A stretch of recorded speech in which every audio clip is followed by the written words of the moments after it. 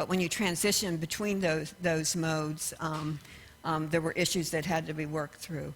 We found that there was a learning curve, and this was pretty interesting. I mean, there was a lot of problem with viruses, and we had to teach people how to protect their laptops against viruses. We had to do basic computer training. Some of the field agents had never seen a computer before. This was their first introduction to that kind of technology. Though we found that, surprisingly, some people within a course of a day or two became experts and were teaching other people how to take advantage of the technology. And we found that probably our biggest challenge was behavior change. The technology had to be worked out. The things that didn't quite work the way we thought they were, they had to be adjusted. But behavior change was a little more difficult. And the really interesting thing I think about it was the further you got away from the people that were actually using the laptops, the field agents out in the field and the farmers, the stronger the resistance to change was.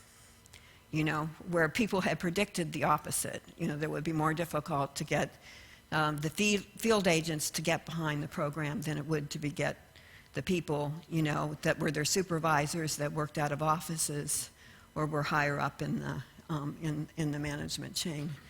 And we found that the agents innovated in ways that we didn't expect, and some very simple things. As soon as they got their laptops, they're equipped with cameras and with recording. They started recording their sessions with each farmer group and showing them to the next farmer group.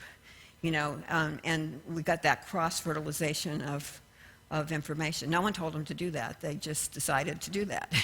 So these were general. They quickly figured out other ways that they could use these technologies to do other aspects of their work. So what were the results? Today, farmers, field agents go out to farming groups, they register farming groups, they take information about what they're doing. It's immediately available as soon as they're connected. That might not be real time, it might be a day or two, but it certainly isn't 2 years. That information is available in the cloud to everybody that has a stake in this effort. And we can do things today that we could never do in the past. For example, this is a diagram that was just done this last week off of the data that's in the cloud that shows where all the farmer groups are located that are currently enrolled in the program. The farmers,